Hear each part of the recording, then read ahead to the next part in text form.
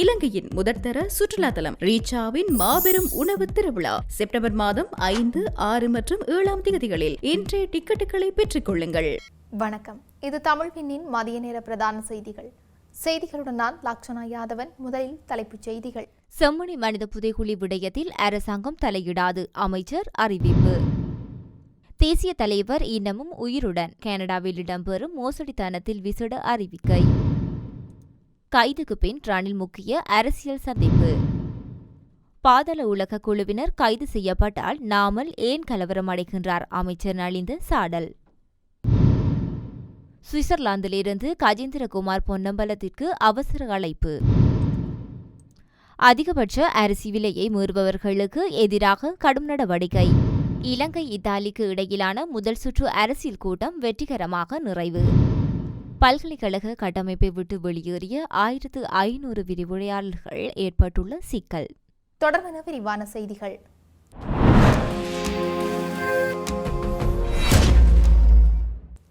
செம்மணி மனித புதைகுழி விவகாரத்தில் அரசு தலையிடாது, ஆனால் காவல்துறை விசாரணைகள் மற்றும் நீதிமன்ற நடவடிக்கைகளுக்கு தேவையான வசதிகள் அனைத்தும் செய்து கொடுக்கப்படும் என்று அமைச்சரவை பேச்சாளர் அமைச்சர் நலிந்த ஜெயதிச தெரிவித்துள்ளார். நீதிமன்றத்துடன் தொடர்புடைய விவகாரத்தில் அரசின் தலையீடு தேவையற்றதாகும் என அவர் மேலும் சுட்டிக்காட்டியுள்ளார்.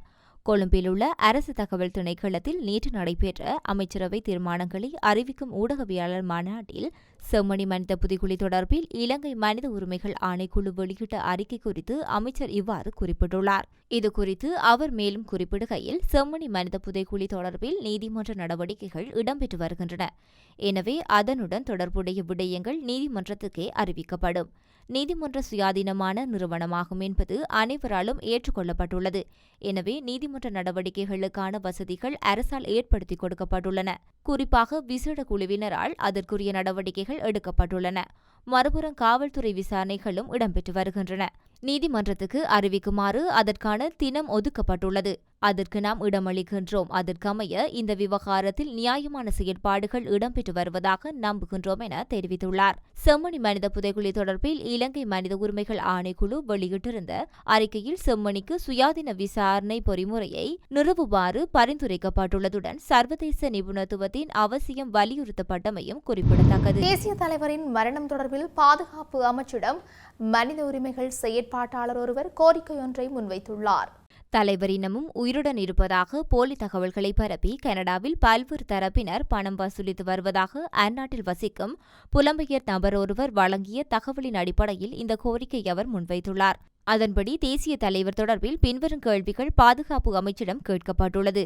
இறுதிச் சடங்கு எப்போது நடத்தப்பட்டன? இறுதிச் சடங்கு எங்கு நடைபெற்றன? இறுதி சடங்கு எவ்வாறு செய்யப்பட்டது? இறப்புச் சான்றிதழ் வழங்கப்பட்டதா? அப்படியானால் அதன் இலக்கம் மற்றும் பிரதேசம். இந்நிலையில் 2016ஆம் ஆண்டு 12ஆம் இலக்க தகவல் அறியும் சட்டத்தின்படி மேற்கொள்ளப்பட்ட தகவல்களை தான் கோருவதாக மனித உரிமை செயற்பாட்டாளர் சுட்டிக்காட்டியுள்ளார். முன்னாள் ஜனாதிபதி ரணில் விக்ரமசிங்கவுக்கும் மற்றும் பிவிதிர்கல உரிமைய மத்திய குழு உறுப்பினர்களுக்கும் இடையில் சந்திப்பொன்று இடம்பெற்றுள்ளது. குறித்த சம்பவமானது அவரது இல்லத்தில் நேற்று இடம்பெற்றுள்ளது. ரணில் விக்ரமசிங்க கைது செய்யப்பட்டு பிணையில் வீடு திரும்பிய பின்னர் இடம்பெற்ற முக்கிய அரசியல் சந்திப்பாக இது கருதப்படுவதாக தெரிவிக்கப்படுகிறது. இதன்போது தேசிய மக்கள் சக்தி அரசாங்கம் சர்வதேச சிவில் மற்றும் அரசியல் உரிமைகள் உடன்படிக்கை சட்டத்தின் தவறாக பயன்படுத்தி தற்போது வெளிநாட்டில் இருக்கும் தங்கள் தலைவர் உதய கமன்பிலவை தவறாக கைது செய்ய முயற்சிப்பதாக பிவிதுர்கல உரிமைய மத்திய குழு உறுப்பினர்கள் குற்றம் சுமத்தியுள்ளதாக தெரிவிக்கப்படுகின்றது. இருப்பினும் குறித்த சந்தர்ப்பத்தில் பேசப்பட்ட ஏனைய விடயங்கள் குறித்த தகவல்கள் வெளியாகவில்லை என தெரிவிக்கப்படுகின்றது. இதேவேளை பிவிதுர்கல உரிமைய உறுப்பினர்கள் முன்னதாக எதிர்க்கட்சித் தலைவர் சஜித் பிரேமதாசவை சந்தித்தனர் என்பது குறிப்பிடத்தக்கது. இந்தோனேஷியாவிலிருந்து பாதாள உலக செயற்பாடுகளுடன் தொடர்புடையவர்கள் கைது செய்யப்பட்டு நாட்டுக்கு அழைத்து வரப்பட்டமையை சாதாரண விடயமல்ல. இந்த விடயம் தொடர்பில் நாமல் ராஜபக்ஷ ஏன் கலவரம் அடைகின்றார் என்பது எமக்கு தெரியும் என்று அமைச்சர் நலிந்த ஜெயதிச தெரிவித்துள்ளார். கொழும்பில் உள்ள அரசாங்க தகவல் திணைக்களத்தில் நேற்று இடம்பெற்ற அமைச்சரவை தீர்மானங்களை அறிவிக்கும் ஊடகவியலாளர் மாநாட்டில் இதனை தெரிவித்த அவர் மேலும் குறிப்பிடுகையில், இந்தோனேஷியாவில் இருந்து பாதாள உலக செயற்பாடுகளுடன் தொடர்புடையவர்கள் கைது செய்யப்பட்டு நாட்டுக்கு அழைத்து வரப்பட்டமை சாதாரணமாக கருத வேண்டாம். எமது குற்றப்புலனாய்வு பிரிவினர், இருநாட்டு போலீசார், சர்வதேச போலீஸ், இந்திய புலனாய்வு பிரிவினர் உள்ளிட்ட பல தரப்பின் அர்ப்பணிப்பான சேவைக்கமையவே இவர்கள் கைது செய்யப்பட்டுள்ளனர். இந்த கைவரையும் நாட்டுக்கு அழைத்து வருவதென்பது சாதாரண விடயமல்ல. இதைவிட பாரிய குற்றங்கள் தொடர்பில் அறிந்திருப்பதால் நாமல் ராஜபக்சவுக்கு இது சாதாரண விடயமாக இருக்கலாம். எனவே அவர்களுக்கு சிறிய விடயமாக இருந்தாலும் நாட்டுக்கு பெரிய விடயமாகும். அடுத்த கட்ட விசாரணைகளில் வெளியாக இருக்கும் தகவல்களில் அதனுடன் தொடர்புடைய அரசியல்வாதிகள் உட்பட பலரது தகவல்களும் வெளியாகும். படிப்படியாக விசாரணைகள் முன்னெடுக்கப்பட்டு அதற்கமைய சட்ட நடைமுறைப்படுத்தப்படும். விசாரணைகளுக்கு பாதிப்பு ஏற்படாத வகையில் குற்றப்புலனாய்வு திணைக்களமும் போலீசாரும் மேலதிக தகவல்களை ஊடகங்களுக்கு வழங்குவர். சிலரது தனிப்பட்ட தகவல்களை பாதுகாக்க வேண்டியது அவசியமாகும். இந்த விடயத்தில் நாமல் எதற்காக இந்தளவு கலவரமடைந்தார் என்பது எமக்கு தெரியும். குற்றங்களுடன் தொடர்பற்ற எவரும் வீணாக கலவரமடைய தேவையில்லை. மாறாக வேறு தகவல்கள் தெரிந்திருந்தால் அவற்றை போலீசாருக்கு வழங்குவது சிறந்ததாகும் என அவர் மேலும் தெரிவித்திருந்தார். நாடாளுமன்ற உறுப்பினர் கஜேந்திரகுமார் பொன்னம்பலத்திற்கு சுவிட்சர்லாந்து தூதரகம் அழைப்பொன்றை விடுத்துள்ளது. இலங்கை சுவிட்சர்லாந்து 70 ஆண்டுகள் நிறைவை முன்னிட்டு இடம்பெறும் ஆய்வு மாநாட்டில் கலந்து கொள்ள இந்த அழைப்பு விடுக்கப்பட்டுள்ளது. குறித்த நிகழ்வு 2025 இலங்கை சுவிட்சர்லாந்து நாடாளுமன்ற நட்புறவு சங்கத்தின் ஏற்பாட்டில் இடம்பெறவுள்ளது. இதன் அடிப்படையில் எதிர்வரும் 14ஆம் திகதி குறித்த மாநாடு முன்னெடுக்கப்படவுள்ளது. தூதரகம் விடுத்த அழைப்பில் இலங்கை புதிய அரசியல் அமைப்பு மாற்றம் நிகழவுள்ள நிலையில் இலங்கை அரசியல்வாதிகள் சுவிஸ் அரசியல் அமைப்பு பற்றிய ஆழமான நேரடி நுண்ணறிவுகளை பெறவும் மற்றும் அர்த்தமுள்ள பரிமாற்றங்களில் ஈடுபடவும் ஒரு வாய்ப்பை இந்த மாநாடு வழங்கும் என தூதரக அழைப்பில் குறிப்பிட்டுள்ளது. இலங்கையைச் சேர்ந்த சுமார் 13 தமிழ் நாடாளுமன்ற உறுப்பினர்களில் குறித்த மாநாட்டிலே ஒரே ஒரு தமிழ் நாடாளுமன்ற உறுப்பினராக கஜேந்திரகுமார் பொன்னம்பலம் கலந்து கொள்ளவுள்ளமை குறிப்பிடத்தக்கது.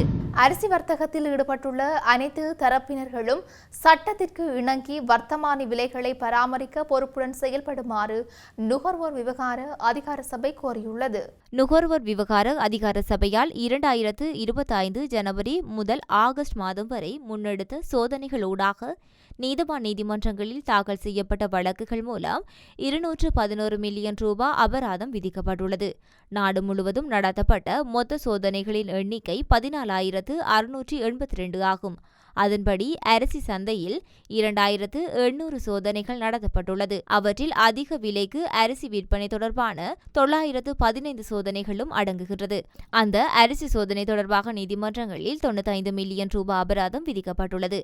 அதிக விலைக்கு அரிசி விற்பது நுகர்வோர் விவகார அதிகார சபை சட்டத்தின் கீழ் ஒரு கடுமையான குற்றமாவதுடன் குற்றவாளிகளுக்கு குறைந்தபட்சம் 1 லட்சம் ரூபாய் முதல் 5 லட்சம் ரூபாய் வரை அபராதம் அல்லது 6 மாதங்கள் சிறை தண்டனை அல்லது இரண்டும் விதிக்கப்படலாம். நிறுவனங்களுக்கு குறைந்தபட்சம் அபராதம் 5 லட்சம் ரூபாய் ஆவதுடன் நீதிமன்றங்களால் 5 மில்லியன் ரூபாய் வரை அபராதம் விதிக்க அதிகாரம் உள்ளது.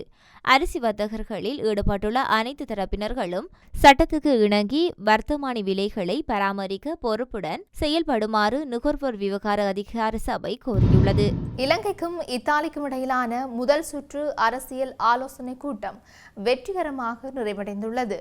நாட்டிற்கு வருகை தந்துள்ள இத்தாலியின் பிரதி வெளிவிவகார அமைச்சர் மரியா திரிபோட்டிக்கு இலங்கையின் வெளிவிவகார பிரதி அமைச்சர் ஆருண் ஹேமச்சந்திரவுக்கும் இடையில் இந்த ஆலோசனைக் கூட்டம் நேற்று நடைபெற்றுள்ளது. அரசியல் ஆலோசனை பொறிமுறையை நிறுவுவது தொடர்பான புரிந்துணர்வு ஒப்பந்தமும் இதன்போது கைச்சாத்திடப்பட்டதாக வெளிவிவகார அமைச்சு விடுத்துள்ள அறிக்கையில் குறிப்பிடப்பட்டுள்ளது. 10 வருடங்களின் பின்னர் இத்தாலியில் உயர்மட்ட பிரமுகர் ஒருவர் நாட்டிற்கு வருகை தந்துள்ள முதலாவது சந்தர்ப்பம் இதுவென்பது குறிப்பிடத்தக்கது.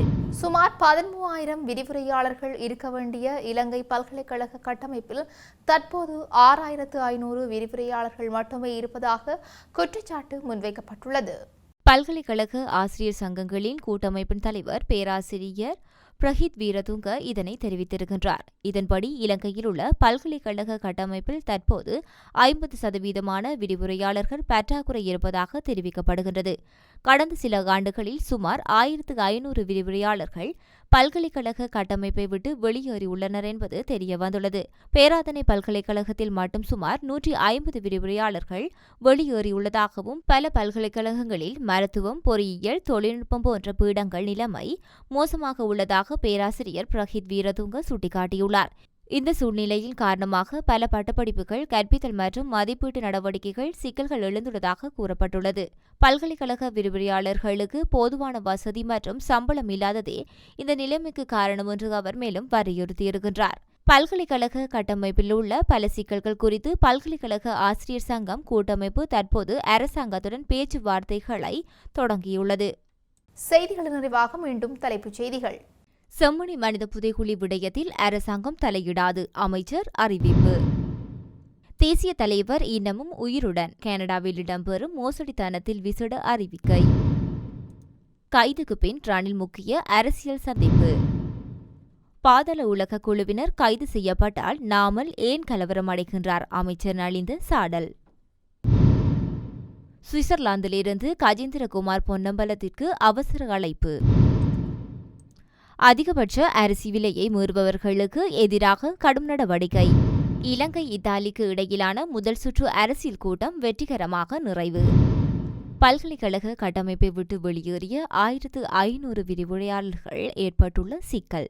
இத்துடன் தமிழ்விண்ணின் மதிய நேர பிரதான செய்திகள் நிறைவு பெற்றன. செய்திகளை உடனுக்குடன் அறிந்து கொள்ள தமிழ்வின் என்ற எமது யூடியூப் பக்கத்தினூடாக இணைந்திருங்கள். வணக்கம்.